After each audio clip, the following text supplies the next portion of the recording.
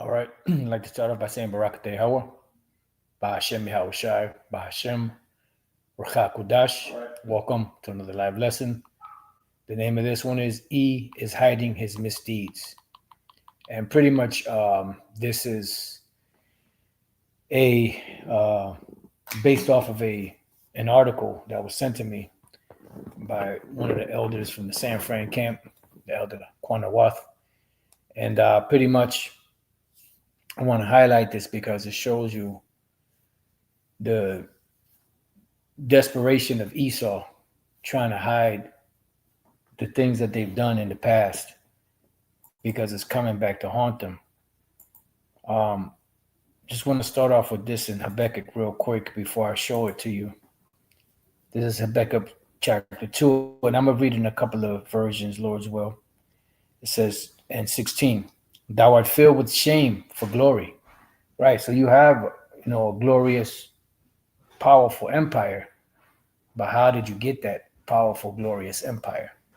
And it was done by misdeeds. Drink thou also, and let thy foreskin be uncovered. The cup of the Lord's right hand shall be turned unto thee, right? Because eventually you're going to have to pay. This is what they call chickens coming home to roost. You reap what you sow. He that doeth wrong shall receive for the wrong which he hath done. And the list goes on and on and on. And shameful spewing shall be on thy glory. And that's pretty much what we're witnessing right now. The shameful spewing of, these things coming to light and the things that have already been brought up, putting a stain on your glory. NLT says, but soon it will be your turn to be disgraced. Yeah, because you disgraced the world. And more than that, you disgraced the apple of the Most High's eye, the Israelites, the so-called Negroes, Latinos, and Native American Indians, right? It says, come drink and be exposed. Drink from the cup of the Lord's judgment, because you are going to be judged. You're nearing the final stages of of the sentencing stage. And after the sentencing stage, then the Lord is going to step in and bring forth the judgment that he has already meted out through the prophets, bringing this truth out. So you're coming like a madman now, trying to shut all avenues of truth out. But the word is already out. The Lord said, when the enemy shall come in like a flood, the Spirit of the Lord shall lift up a standard against him. And all your glory will be turned to shame. Why? Because it's going to be made known what you've done. So now let's get into this. I put this in the description box. I'm not sure if it's going to pop up because, in the description box, if it's not a YouTube video or something like that, and you try to put in some other type of information, they'll usually erase it, won't be on there. But it is what it is. You can go see it for yourself. You could type it in. This is called World Socialist Website, WSWS.org. Historic images of slavery removed by national parks after Trump directive. And this is dated September 19th, 2025. This is very recent.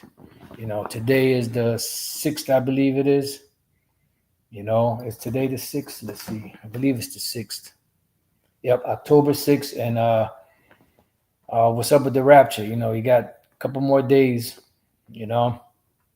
So this is something that's recent, right? It says the Trump administration has compelled national parks, including Harper's Ferry National Historic Park, Manassas National Battlefield Park, Independence National Historical Park, and President's House site in Philadelphia, to remove photographs, signs, and exhibit panels detailing the history of slavery and Native American displacement, because these are stains in your glory. And eventually, at the end, the Lord would, bring out and highlight the misdeeds that you've done. So what do? Instead of addressing it, instead of dealing with it, what you do is you go around with your power and you try to erase these things and strike them from the record so that it doesn't have to be constantly thrown in your face, because that the younger generations really don't know much about this. unless they hear some older, individual speak on it. Now, eventually, if these devils had time, which they don't, they would have erased all of this, the misdeeds and the genocides and atrocities that you committed against, the Native American Indians and the Northern Kingdom, and the things you did to Judah. And in the future, you will have clowns, in the woke, in the woke region, or woke, whatever that shit's called, talking about, well, slavery never happened. There's no evidence of it, So it is what it is. But the damage is done, and you're scrambling to try to hide this, but it's too late. It says the removals which have come to light in recent days came in response to a March 27 executive order that called for censoring history. It's about censoring. It says, deemed by the Trump administration to promote corrosive ideology, directing the National Park Service to eliminate materials considered to unfairly disparage Americans. How is it unfairly when this is what you did? This is a part of your history. This is how you got this land. This is a part of your history. So how is it unfairly? Like these devils are something else. It's like they are the fucking biggest victimizers on the planet, but they play the biggest victims. They victimize the world, but then when the world starts pointing the finger at them that they did it, now all of a sudden they become the victim. It's fucking amazing to see. And that's why the only thing that you could do with this goddamn worm is just take them out. With this goddamn snake is just take them out. The Lord is going to take these devils out when he comes back. And that's why he said after that long 1,000-year period, the Lord is going to destroy you and remove you, every last one of you, off the face of the earth. Never, ever again will you ever see an Edomite, ever. Because these devils are fucking insane. They are fucking insane. It says parks and museums nationwide were instructed to review and remove interpretive content on slavery, indigenous dispossession, and related subjects that the administration judge presented the nation's past in a negative light. Well, isn't that what you did? That's what you did. So how is it presenting your past in a negative light when this is what you did? You didn't come here and vote. You didn't come here and play dice or card game, poker or whatever with Gad, and you won and got their land. You didn't buy it. You conquered it. You shed blood. You raped. You pillaged. You murdered. And now you have a nerve because it's being thrown in your face so much to not want to deal with it. These devils are too much, man. That's why I understand perfectly why Elder Pastor used to say years ago, I don't know how you're going to make it the first second in slavery. And the Lord, he said, the Lord going to have a whole another crop of Edomites somewhere else and bring them in to replace the first crop, because we're going to go through them in the kingdom of heaven. We're going to go through them like water.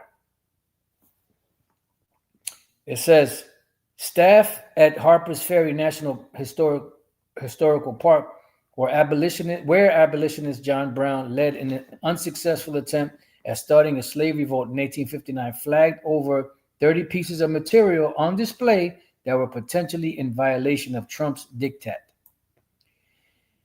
At Manassas National Battlefield Park in Virginia, where the first and second Battle of Bull Run took place in July 1861 and August 1862, respectively, staff were ordered by Trump administration to remove a plaque which criticizes the pseudo-historical lost cause myth propagated by ex-Confederate leaders.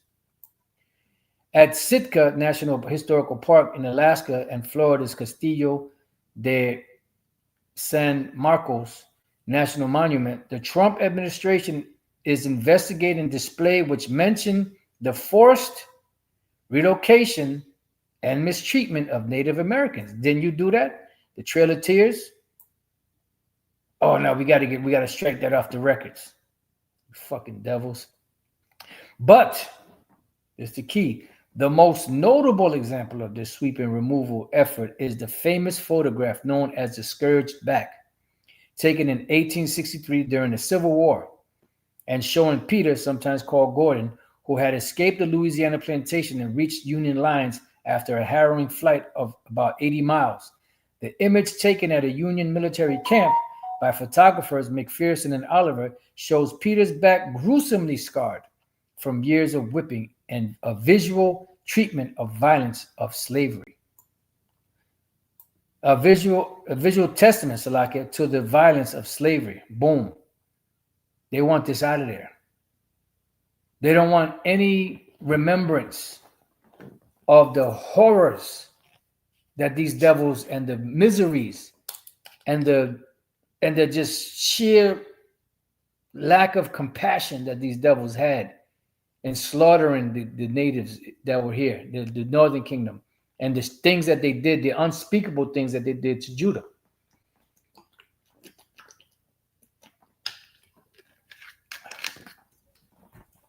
It says,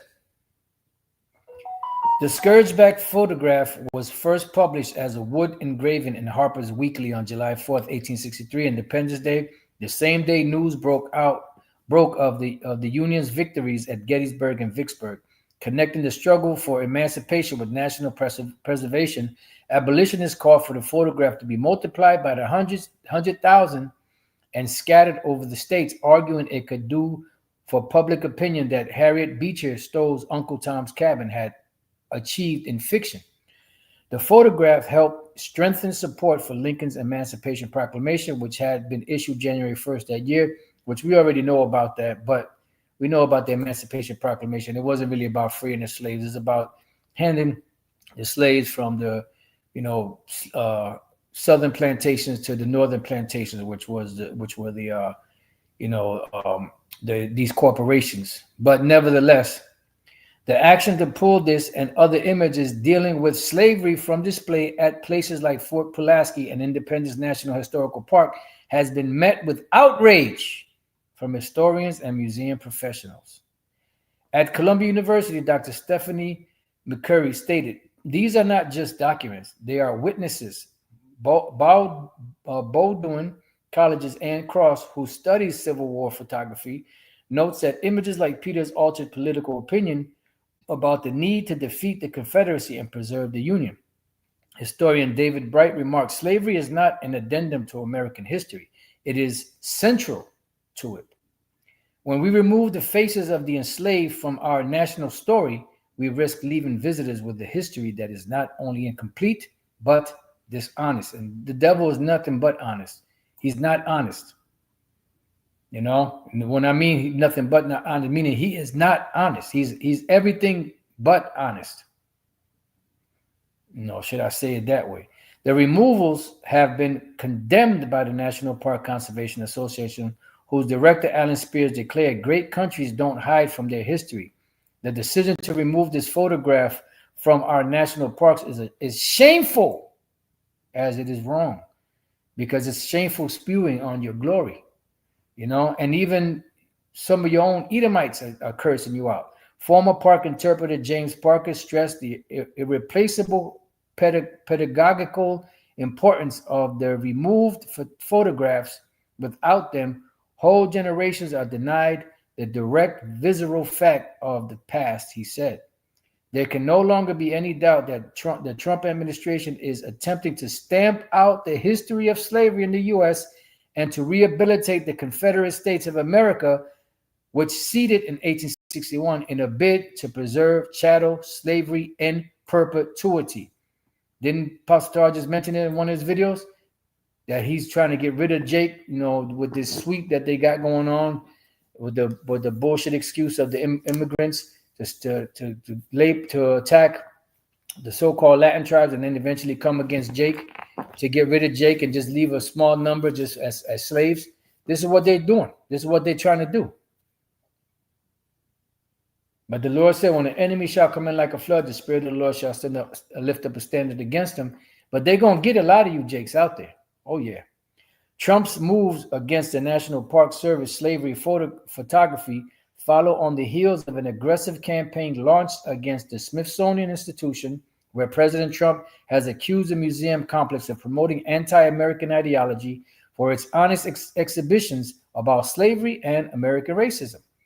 In an excessive tweet and subsequent order posted on August 19, Trump condemned the Smithsonian for emphasizing how horrible our country is, how bad slavery was. And it was.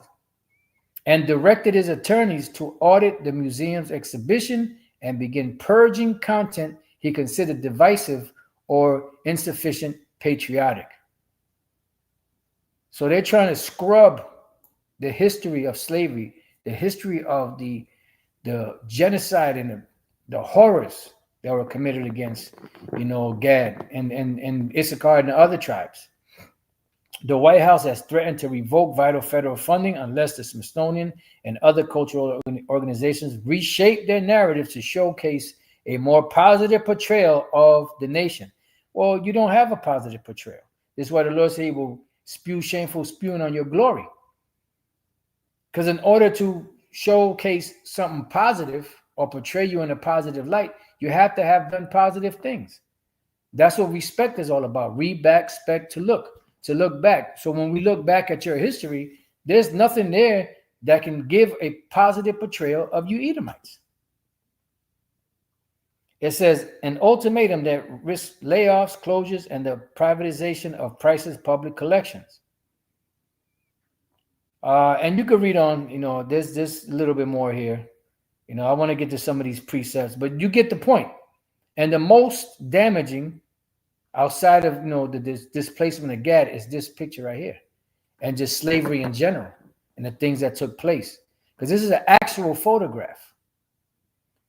And when he went to take this picture, right, who they call Peter, sometimes Gordon, when they went to have him turn his back, he like quickly get off me, don't touch me. And he's the one that did that and turned his back like that. All right, so Isaiah 29 and 15. Just bear with me because this thing is acting up. Isaiah 29:15. Woe unto them that seek deep to hide their counsel from the Lord, and their works are in the dark, and they say, who seeth us and who knoweth us? Yeah, so you are hiding these things, but you can't hide them. The Lord knows. That's why it says in the book of Isaiah 26, because the Lord, man, once Yahweh Shai comes back, once Yahweh sends Yahweh Shai back, and Yahweh Shai gets to turning up on you, this is what the scripture says, Isaiah 26:21. For behold, the Lord Yahweh Bashem Shai cometh out of his place to punish the inhabitants of the earth for their iniquity. The earth also shall disclose or discover her blood, and shall no more cover her slain. So you're not going to be able to hide. It doesn't matter if you get rid of all of the pictures, everything, every history book, everything out there that spoke about slavery and spoke about the horrors that you committed against the Gadites and all that. It doesn't matter. The Lord knows. Surely your turning of things upside down shall be esteemed as a potter's clay, because the Lord created you. And he's making it known. And even if you hide it, he's going to make it known. For shall the work say of him that made it, he made me not? Or shall the thing framed say of him that framed it, he had no understanding? See? And it's raining now. So the Lord created you, which proves we're in the right time, the harvest, the final harvest, the ingathering. So let's go from there. Oh, before we hit that, let's go to Jeremiah. I meant to go here first, but that's all right. That's how the Spirit works. Jeremiah 23 and 24.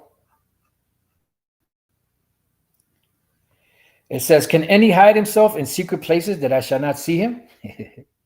Saith the Lord Yahweh Bashem Shai, do not I fill heaven and earth? Saith the Lord Yahweh Bashem Shai. So you can't hide. Nowhere to run to, baby. Nowhere to hide. Let's go from there to Psalms 94.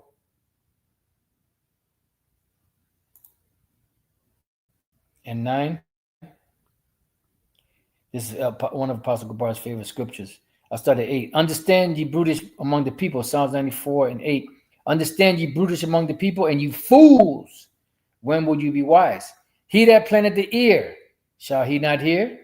He that formed the eye, shall he not see?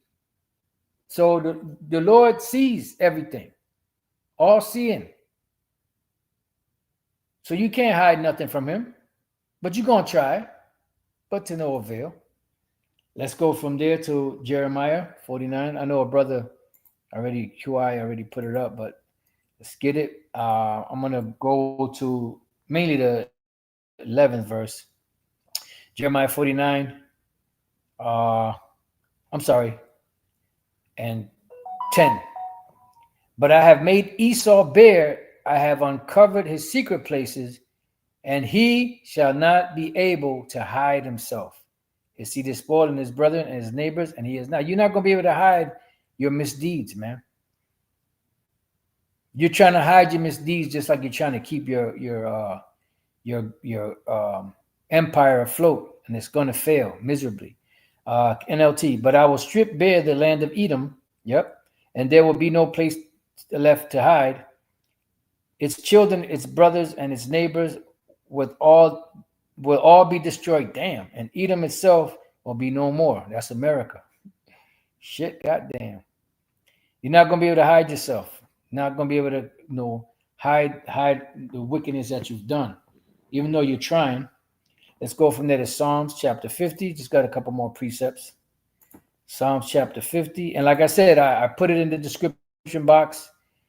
If you can't find it there because these devils took it out, just go and type in historic images of slavery removed by national parks after Trump directive.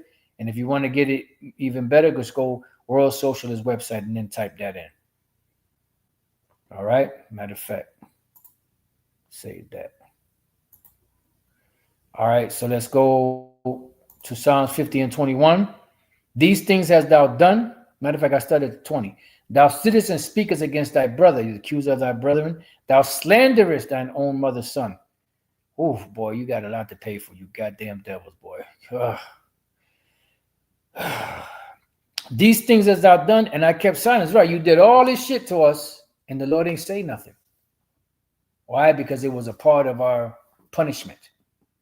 Thou thoughtest that I was altogether such an one as thyself, so that emboldened you to continue to put hell on us. You went overboard. The Lord was a little displeased, but you helped forward the affliction. And that's why it says, they that weren't supposed to drink the cup have surely drunken, and thou he that shall altogether go unpunished. You shall not go unpunished, but you shall surely drink of it. But I will reprove thee and set them in order before thine eyes. So because the Lord didn't do nothing, you thought that gave you the upper hand. But nah, the Lord is setting you in order now. And what are you doing?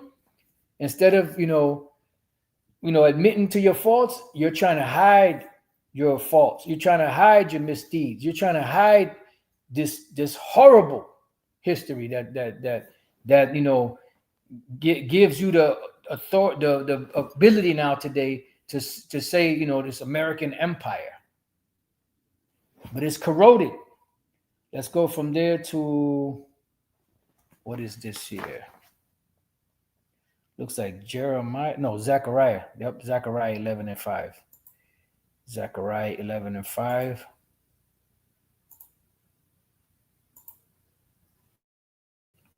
It says, "Who's possessed?" I'm gonna start at 4. Thus saith the Lord, thus saith the Lord, my power, feed the flock of the slaughter. That's Jake, 2/3. Whose possessors slay them, Esau slays Jake, and hold themselves not guilty. See? And they that sell them say, blessed be the Lord, for I am rich, and their own shepherds pity them not. For I will no more pity the inhabitants of the land, saith the Lord, but lo, I will deliver the men, every one into his neighbor's hand, and into the hand of the king of his king, and they shall smite the land, and out of their hand I will not deliver them. Yeah, so you put hell on us, and then you hold yourself not guilty. That's why in Habakkuk it says that judgment never goes forward, because the wicked compass the righteous. Let's go from there to Psalms 10. A couple more here. Okay. We'll get it one way or another. Isaiah chapter 10 and verses 11 to 13. It says, Shall I not, as I have done? That's Isaiah 10. I always get Isaiah and Psalms confused. Psalms 10 and 11. He hath said in his heart, the Most High hath forgotten. So you thought the Lord forgot, because the Lord ain't say nothing. Because sentence against evil work is not executed speedily. It is fully set in the heart of the sons of men to do evil. He hideth his face, he will never see it. So you thought you could hide. You think that by removing these things you could hide. Arise, O Yahweh, Bashem Yahshua power, lift up thine hand, forget not the humble. Wherefore does the wicked contemn the Most High? He hath said in his heart, thou wilt not require it. So you don't think that the Lord is going to require what you did. But you're so demonic that you want to hide the fact that of what you did because it's too shameful. You getting tired of being called out for it. Well, you're a wicked motherfucker. NLT, why do the wicked get away with despising the Most High? Wow. They think the Most High will never call us to account. NIV, why does the wicked man revile the Most High? Why does he say to himself, he won't call me to account? Yeah, you don't think you're going to have to, you don't think you have to pay for this. You are going to pay, regardless of what you say or how you feel. You ain't special, dog. All right, last scripture is Psalm 64. And 5 to 6. They encourage themselves in an evil matter. They commune of laying snares privately. They say, who shall see them? They search out iniquities and accomplish a diligent search, both the inward thought of every one of them and the heart is deep. Yeah, so they encourage themselves in these evil matters. You know, talking about they're going to remove these different pictures and paintings and history that makes them look bad in a bad light. They're only going to keep the good stuff, which you ain't going to be able to keep nothing because there ain't nothing good you did. You're going to pay, you know. You reap what you sow. He that doeth wrong shall receive for the wrong which you have done. You know, they that lead into captivity shall go into captivity. He that killeth with the sword must be killed with the sword. Here is the patience and the faith of the saints. So with that, I pray that you brothers and few sisters have been edified. Till the next time I say, Shalom.